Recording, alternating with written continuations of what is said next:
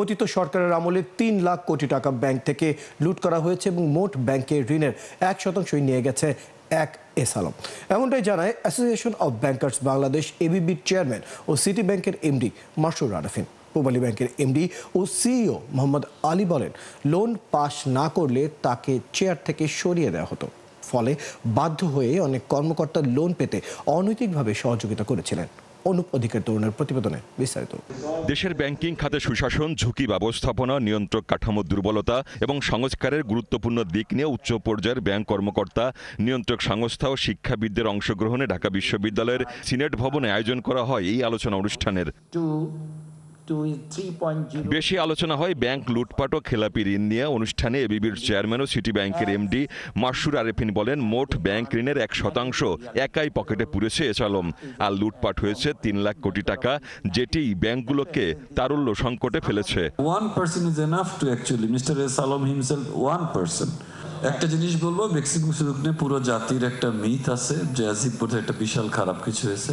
এই দেশে ভালো কিছু যদি 2-1টা জিনিস হয়ে থাকে, 10টা জিনিস হয়ে থাকে রিসেন্ট টাইমে, সেটা হচ্ছে বেক্সিমকো সুকুক। আমরা এখনো সবাই আজও পেমেন্ট পাচ্ছি।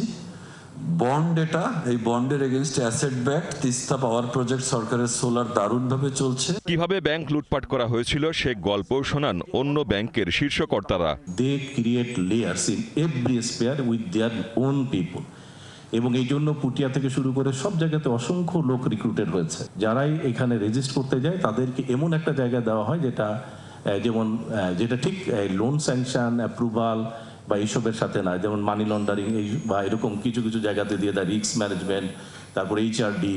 ইসলামী bank as a case study হিসেবে দেখেন, তাহলে দেখবেন যে তারা কিভাবে ম্যানেজমেন্ট থেকে একদম ব্রাঞ্চের অফিসার থেকে শুরু করে সেখান থেকে কিভাবে they created layers in every unit of the office, এবং করে সেই স্যাংশনগুলো তারা নিয়েছে।